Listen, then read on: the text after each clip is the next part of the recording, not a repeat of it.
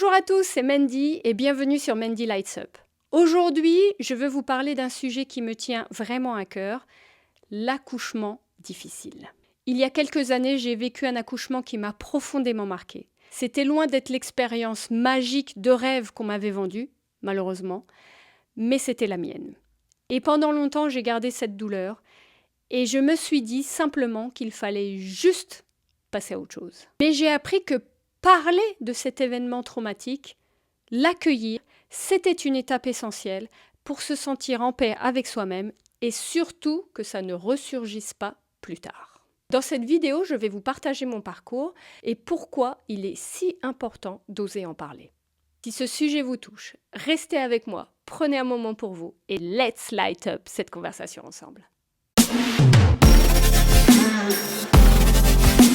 J'ai vécu une grossesse plutôt normale, même si j'ai pris beaucoup de poids, 30 kilos, ça fait beaucoup, j'étais énorme. Mais ok, il y avait de la rétention d'eau. Mais ça n'excuse pas tout. Ma fille ne voulait pas sortir parce que j'étais à J+4 lorsque je me suis rendu compte que j'ai eu une fissure des os. On a été aux urgences. J'avais eu une fausse alerte la semaine d'avant parce que j'avais cru avoir une fissure des os, mais ce n'était pas le cas. Mais cette fois-ci, c'était bien le cas. Lorsqu'on est arrivé, je me souviens d'une sage-femme adorable qui me dit « Bon, de toute façon, dans 1 heure ou 2, c'est la fin de ma tournée, je vous reverrai demain matin. » Je me souviens la regarder et lui dire « Mais comment ça, demain matin, c'est pas censé être rapide ?» Elle me dit « Là où vous en êtes, au vu de la dilatation du col, pas du tout. » Et effectivement, elle avait raison, puisqu'au final, on a dû faire un déclenchement, parce qu'elle ne sortait pas du tout, la dilatation ne se faisait pas du tout. Ma fille voulait vraiment pas venir ce jour-là. Après ce déclenchement, le col a enfin voulu se dilater pour accueillir l'accouchement de ma fille. Pendant ces 24 heures, donc bien entendu, il y a eu l'attente, l'impatience, de se dire comment ça va se passer. Quand c'est le premier, on est toujours un peu inquiet. Mais aussi et surtout, j'ai commencé à avoir les contractions fortes. Donc on m'a mis la péridurale. Dieu merci, la péridurale, hein. Sauf que cette péridurale fonctionne très bien pour les contractions, mais j'ai commencé à avoir des douleurs lorsque la petite descendait pour sortir au niveau des hémorroïdes. On en parle de ça, les femmes, des hémorroïdes? J'ai commencé à en avoir suite à ma grossesse, je n'en avais jamais eu avant, et je n'aurais jamais cru qu'une telle douleur serait apparue pendant l'accouchement. C'était une douleur comme les contractions, très fortes, mais derrière. Sauf qu'il faut savoir, c'est que la péridurale, elle fonctionne pour les contractions, mais ça ne fonctionne pas pour les douleurs qui se passent au niveau des hémorroïdes. Donc l'infirmière, elle me ramenait de l'ibuprofène toutes les 6 heures pour essayer de me calmer, mais franchement, ça calmait pas du tout. Plus le temps y passait, plus le col se dilatait, plus la petite avançait pour sortir, et plus la douleur était intense. Je peux vous dire que cette douleur, je m'en souviens, parce que celle des contractions avec la péridurale, nickel. Par contre, la douleur du passage de la petite sur les hémorroïdes, ça n'a pas de mots. Je me souviens de David qui m'accompagnait dans la chambre avec un livre qu'il a fini très vite et qui me dit « Finalement, c'est très long quand même cette histoire, je pensais que c'était rapide. » Mais moi aussi, je pensais que c'était rapide, mais au-delà de ça, je pensais que c'était plus douloureux du tout après la péridurale. Mais ça l'était encore beaucoup. Le lendemain matin, revient cette fameuse sage-femme adorable qui m'avait dit « Je vous reverrai demain ». J'y avais pas cru, mais au final, je l'ai revue le lendemain et j'étais très contente de la voir parce qu'elle était vraiment très douce, très gentille et heureusement, au vu de la situation. Je me souviens d'une autre sage-femme sur le côté aussi qui m'aidait au moment de pousser pour la fin parce qu'avec la contraction qui arrive et la péridurale, on ne le sent plus, donc faut y aller, donc toi t'y vas, tu sais même plus comment, t'as fait des entraînements avant, du chien là, de souffler, tu sais même plus comment on fait parce que là t'as tout oublié. Ça a mis plus de temps que prévu, la sortie était toujours compliquée, du coup on m'informe qu'on va y mettre la ventouse pour aider la petite à sortir.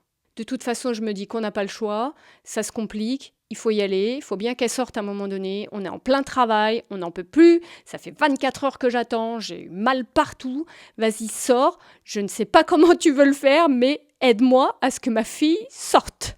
Le médecin, il va avec la ventouse pour aider la petite à sortir. Sauf qu'au moment où elle sort, catastrophe totale pour moi, je comprends que j'ai tout qui craque. Donc je fais un périnée complet. C'est-à-dire que là, c'est pas 1 ou 2 points de suture, on est d'accord, on parle d'un périnée complet, c'est que tout a craqué. Je ne savais pas ce que c'était jusqu'à le vivre. J'avoue, sur le coup, j'étais tellement fatiguée, tellement de douleurs partout, tellement d'informations, faut pousser, faut faire ci, faut faire ça, faut y aller, que je ne l'ai pas vraiment compris, je ne l'ai pas vraiment senti, sauf quand, à un moment donné, je vois des étoiles et que je dis à la sage-femme adorable à côté de moi, qui me tenait la main pour m'aider, pour me soutenir, je lui dis, est-ce que c'est normal que je suis en train de voir des étoiles là? Et elle me répond, ah non, non, non, pas du tout, pas du tout. Et là, j'entends, elle est en train de défaillir. Là, je sens tout de suite qu'elle me met des produits dans intraveineuse, elle me tapote, on m'envoie plein de trucs dans les bras, tout ça. En fait, je comprends qu'à ce moment-là, j'étais en train de faire en plus une hémorragie. Je vous avoue que lorsqu'on est sur la table et qu'on a tout ça qui se passe en même temps, on ne se rend pas vraiment compte de tout, sauf que là, je sentais vraiment qu'il y avait un truc qui n'allait pas. J'ai pas perdu conscience, avec tout ce qu'ils m'ont mis dans les bras, là, ça a réussi, ça a suffi à ce que je reste consciente, à ce que je reste avec eux, hein, parce que l'accouchement, il était loin d'être fini. Parce que après, une fois que la petite sort, donc moi là, j'en peux plus. Je suis éclatée, j'ai failli défaillir complet, j'ai failli tomber dans les pommes. Je sais plus qui me parle, pourquoi.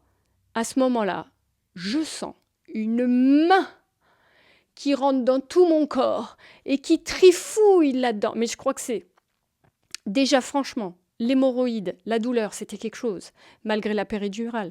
Mais alors la main qui trifouille comme ça dans le corps. Aujourd'hui encore, je me souviens de cette sensation tellement elle est horrible. Et je lui dis, mais qu'est-ce que vous faites? Pourquoi vous êtes en train de trifouiller comme ça dans mon corps? Et là, l'infirmière, elle me dit, bah oui, mais parce que le placenta est pas sorti complètement, il faut le sortir, sinon ça va compliquer encore les choses au niveau de l'hémorragie. Là, j'ai un blanc dans ma tête, je me dis, ah! Oh, c'est juste ça, c'est juste un truc supplémentaire auquel je m'attendais pas du tout, et qui est très étrange. Je ne me souviens pas combien de temps ça a duré, j'avoue. Ça m'a paru une éternité. Ça a dû durer quelques minutes, je me souviens pas, franchement, j'en ai aucune idée. Mais cette sensation, elle m'a paru éternelle. À ce moment-là, on fait sortir David, j'entends sortez le papa, c'est pas possible, etc. Il faut pas qu'il reste là. Je vois un autre médecin qui rentre. On me dit oui, on a fait venir d'urgence le médecin de garde pour refaire la suture donc du périnée, parce qu'apparemment c'est une suture très spéciale, parce qu'en fonction de comment c'est fait, après, tu t'en sors bien avec la cicatrice ou pas. L'accouchement ne s'est pas passé du tout comme prévu. En fait, j'avais rien prévu. Ça tombait bien parce que le scénario catastrophe que j'ai subi, j'aurais préféré pas l'imaginer, tu vois. Après tout ça, je me suis endormie. Je ne sais pas comment ça s'est terminé. Je ne sais pas comment les médecins sont sortis de ma chambre. Je me souviens pas. David était plus là, on l'a fait sortir d'urgence. J'étais dans la même salle quand je me suis réveillée, quelques heures plus tard. Je pense que c'était 3-4 heures après, à ce que j'ai cru comprendre. Il n'y avait plus personne. Sauf qu'à ce moment-là, on toque à la porte, une sage-femme fait rentrer David. Et là, je me dis, ah, enfin, on est à la fin de la galère. Je pense que tout est fini, mais je suis dans les vapes, vraiment. Hein. Vraiment, j'ai un vague souvenir de tout ce qui s'est passé. Je me souviens que ça a été très difficile, mais je ne me souviens pas de tout. Et là, je vois David arriver, mais avec une tête. Je dis, mais pourquoi il fait cette tête-là? C'est bon, là, je pense que ça y est, le plus dur est passé. Et là, il me dit, je dois passer quelqu'un au téléphone. Et je lui dis, ok, si tu veux, tu vois, quand t'es un petit peu sonné, tu te rends pas trop compte du truc, tu dis, si tu veux, passe-moi le téléphone, je sais pas ce que tu veux me dire. Et là, au téléphone, c'était cette fameuse sage-femme adorable qui m'avait tenu la main, qui m'avait, dès le premier jour, informé que ça allait être long, qui me dit j'ai préféré vous le dire au téléphone parce que là je suis plus en service, je suis rentrée, mais je voulais vous l'annoncer moi parce qu'on avait une connexion très particulière ensemble, ce qui était vrai. Et elle me dit j'ai besoin de vous dire parce que vous ne vous en êtes pas rendu compte, mais votre fille, là, elle est en réanimation parce qu'elle ne respirait pas lorsqu'elle est sortie. Je sens les larmes couler parce que je suis à moitié dans les vapes réveillée et je me dis, pardon? Attends, j'ai pas tout compris là. Pardon? Et donc là, elle recommence et elle m'explique qu'effectivement, avec tout ce scénario compliqué, lors de sa sortie, elle a avalé du liquide amniotique et donc son poumon ne s'est pas ouvert comme il aurait dû s'ouvrir lorsque les bébés sortent et qu'ils se mettent à pleurer, à crier. Ils se sont rendus compte qu'elle devenait un petit peu bleue, ils lui ont mis de l'air, elle respirait pas, donc ils l'ont emmenée direct au service de réanimation. Après, effectivement, David me montre une photo de la petite, la seule photo qu'il a eue lorsqu'elle est sortie, avec un tuyau dans le nez. Je n'ai aucun souvenir de l'avoir vue après l'accouchement parce que j'ai dû m'endormir ou je ne sais pas ce qui s'est passé juste après au niveau de ma suture. Eux, ils l'ont emmenée parce qu'elle respirait pas et je ne le savais pas. Ils me l'ont pas dit. Ou peut-être ils me l'ont dit, mais j'étais tellement dans un état compliqué que aucune notion de ça. Et donc, effectivement, elle est en réanimation. Je ne l'ai pas eu sur moi. J'ai pas eu ce bonheur d'avoir ma fille sur moi avec le premier pleur, le premier bisou, le premier cri. Non. J'ai juste eu un réveil compliqué avec mon mari en larmes et avec des larmes qui coulaient parce qu'on m'annonce que c'était pas fini. J'ai eu beaucoup d'émotions qui se sont mêlées pendant ces 24 heures. J'ai eu beaucoup de douleurs, j'ai eu beaucoup d'incertitudes, beaucoup de peur, beaucoup d'incompréhension face à la situation. Lorsque je me réveille enfin un peu plus clairement, que j'ai les idées plus claires, on m'emmène sur un fauteuil roulant, bien entendu parce que vu la cicatrice que j'avais au niveau du périnée, c'était assez douloureux pour se lever, tu vois. Donc on m'emmène en fauteuil roulant voir la petite. Donc je la vois attachée avec tous ses tubes. Mon mari avait donné le t-shirt que je portais sur moi le jour même de l'accouchement pour qu'elle ait au moins mon odeur. Il était sur son matelas pour qu'elle sente qu'elle n'était pas seule, qu'elle avait au moins mon odeur. Et je la vois gigoter comme ça. En fait, elle pleurait, mais il n'y avait pas de son qui sortait de sa voix. Et je me souviens regarder la sage-femme et lui dire « Mais pourquoi je l'entends pas? Pourquoi je vois qu'elle pleure mais il n'y a pas de son ?» Et elle me dit « Non, mais ne vous inquiétez pas, c'est parce qu'avec les tuyaux qu'elle a pour qu'elle mange, parce qu'en fait on l'alimentait directement par les tuyaux, avec les tuyaux qu'elle a pour qu'elle mange, ça l'empêche de parler parce que ça gêne ses cordes vocales. » Je vous rassure tout de même, 3 jours après, la petite est venue à côté de moi, donc j'étais dans un service quand même spécialisé pour les enfants qui sortent de réanimation. J'avais pas le droit aux visites, uniquement les parents et mon mari, bien entendu. Et même les sœurs, elles n'avaient pas le droit, parce que c'était vraiment une zone pour la récupération des bébés qui étaient en réanimation, et c'était important qu'ils prennent le temps de récupérer et de ne pas être tout de suite oppressés par la venue de tout le monde, la portée, tout ça, comment ça va, tout ça. Non, on était loin d'être dans un cadre festif. Ça fait beaucoup encaisser quand même. Aujourd'hui encore, rien que d'en parler, j'en ai les larmes aux yeux parce que c'est beaucoup d'émotions, et pour moi, et pour elle, et pour David, et pour nous tous en fait. Je vous rassure, aujourd'hui ma fille va bien, elle a 11 ans et demi, elle est en pleine forme, elle parle beaucoup et elle respire normalement. Après quelques recherches, je me rends compte que selon des études, on est environ 30% de femmes à avoir subi un accouchement difficile, traumatique. Donc ouais, je suis pas seule. Ouais, mon amie à qui j'en parlais n'est pas seule. En fait, on est nombreuses. C'est juste que pendant longtemps, on l'a gardé pour soi. Enfin, personnellement, je l'ai gardé pour moi en me disant « c'est pas grave, ça va passer, tu vas passer à autre chose.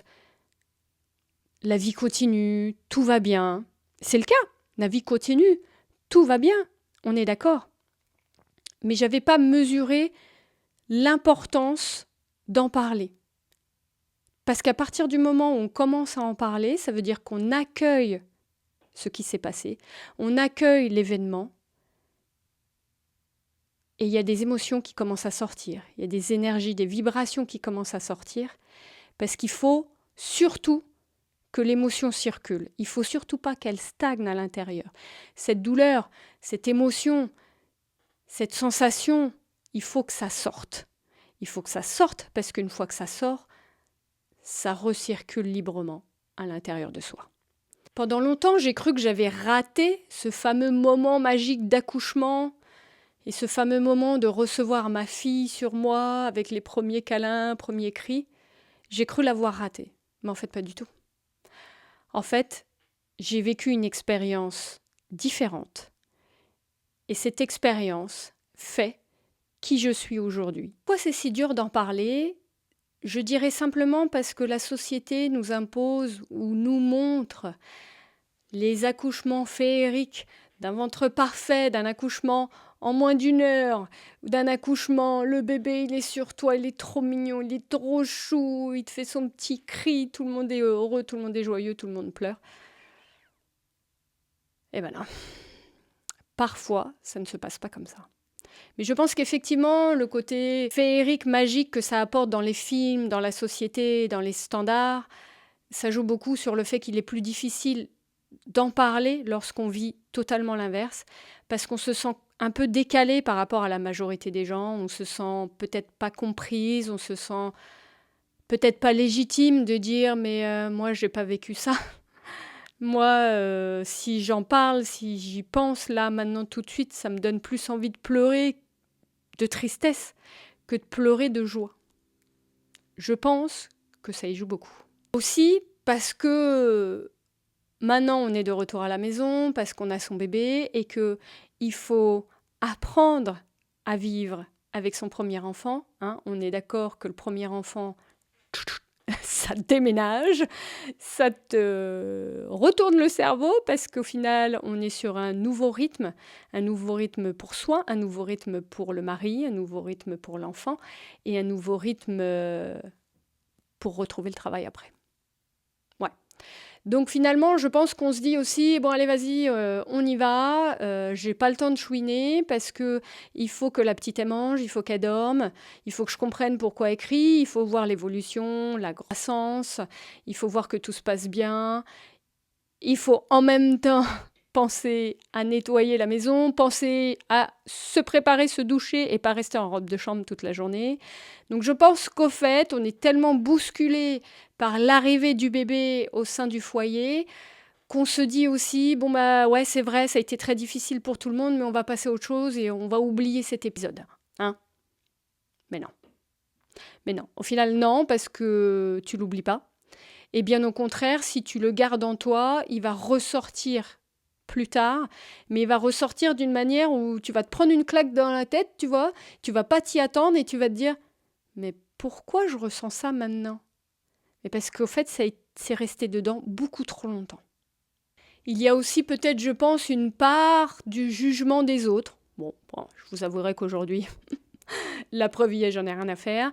Mais peut-être qu'on a peur de se sentir jugé. Je dirais peut-être, pour ma part, j'ai peut-être sur le moment pas beaucoup parlé par peur qu'on me trouve trop fragile, trop faible de la situation et de pas me dire allez c'est pas grave, la vie est là, la vie continue, tout va bien, je vois pas pourquoi tu parles de ça, c'est bon, c'est passé. Je pense personnellement qu'il y a eu ce petit côté on va me trouver trop faible alors qu'il faut que je sois forte. Pourquoi ? Parce que ma fille s'est battue, parce que ma fille aujourd'hui respire, et maintenant il est temps d'être forte parce que la vie continue, et je veux lui montrer que la vie est belle, et je veux lui montrer qu'on est forte, qu'on se bat et qu'on y arrive. Ça c'est bien. D'ailleurs, heureusement finalement que j'ai eu cette énergie masculine très forte, parce que ça c'est de l'énergie d'action, l'énergie masculine en nous qui est très forte, heureusement. Mais il fallait quand même, pour avoir une bonne balance des choses et que l'émotion sorte à ce moment-là, il fallait quand même penser à l'énergie féminine sacrée également, parce que l'énergie féminine, c'est le ressenti, c'est la douceur, c'est l'amour qu'on se porte à soi, c'est comment on fait circuler la chose calmement, tranquillement, et pas juste avec la force de « vas-y, on se bat, on y va, c'est comme ça, en mode guerrière ». Ouais, mais ça c'est moi. Ça c'est moi, en mode guerrière. Mais aujourd'hui, j'ai compris qu'il ne faut surtout pas être qu'en mode guerrière. Il faut avoir les deux.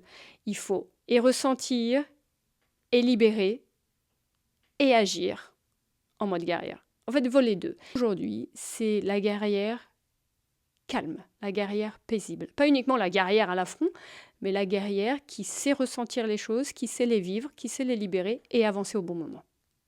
Il est important d'en parler, d'oser en parler, parce que j'ai compris que taire un traumatisme, ça peut renforcer sa douleur. Non seulement déjà la situation est difficile, les sentiments sont difficiles, mais si en plus tu le gardes en toi, au final, bien entendu, ça va ressortir plus tard, plus fort, mais aussi tu te sens différente, tu te sens probablement isolée des autres, de celles qui racontent leur accouchement magnifique que tu aurais aimé vivre.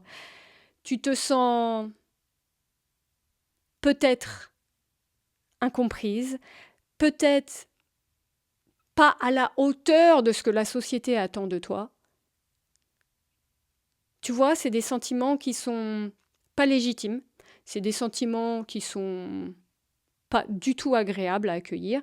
Donc ces sentiments-là, non seulement ils sont faux, parce que tu es légitime, parce que tu as le droit de ressentir ce qui s'est passé, et qu'il faut justement le ressentir, le libérer, l'exprimer, pour toi te sentir en paix avec ce qu'il s'est passé et te sentir bien avec toi-même et avec la situation.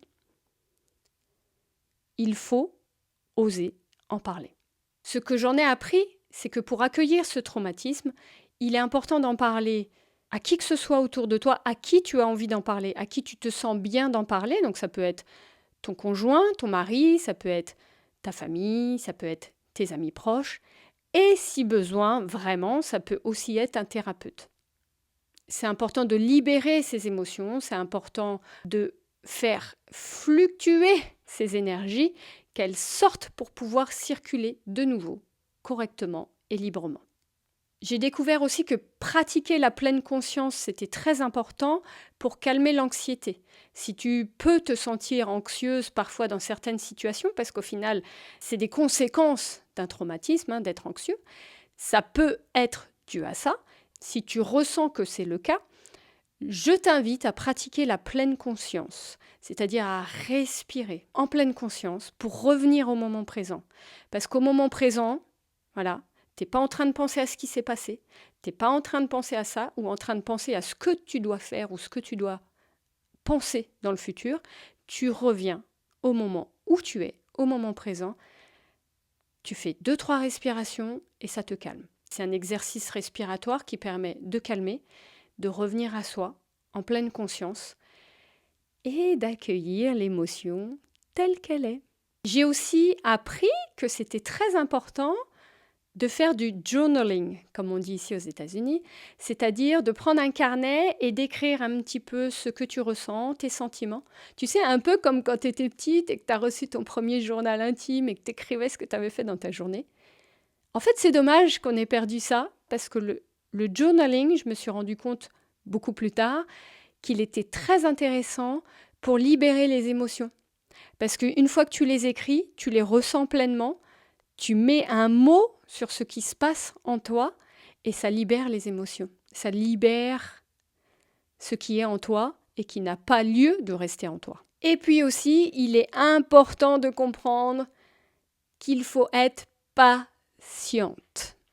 Je le dis comme ça parce que c'est un de mes plus gros challenges de ma vie, je pense, qu'effectivement, avec le temps, avec la libération des émotions, avec la libération de ce que l'on ressent, de la parole et de la patience, chaque jour, tu as ton processus de récupération, de guérison qui se met en place. Et ça te permet de comprendre, avec le temps, qu'effectivement, c'était tout de même important pour toi d'accueillir cet événement comme il se doit, parce que la vie continue, hein.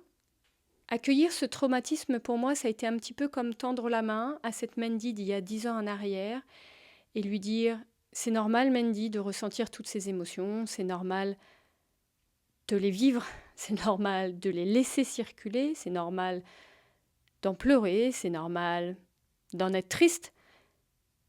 Mais c'est ce qui fait qu'aujourd'hui tu es là, c'est ce qui fait qu'aujourd'hui tu en es devenue plus forte, c'est ce qui fait qu'aujourd'hui tu peux en parler ouvertement, librement pour aider ces femmes qui passent par là, ou les amis ou l'entourage qui passent par là.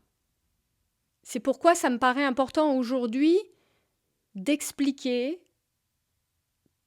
qu'oser parler, oser accueillir ce traumatisme et oser se dire que c'est OK de ne pas vivre la même chose que la majorité des autres personnes ou éventuellement de ce qu'on nous montre dans les films, que ça signifie pas que tu as raté ce passage de ta vie, ça signifie simplement, mais simplement, que tu devais vivre ça autrement parce que toi, ça t'a permis de te rendre plus forte et de vivre d'autres choses après, bien plus merveilleuses.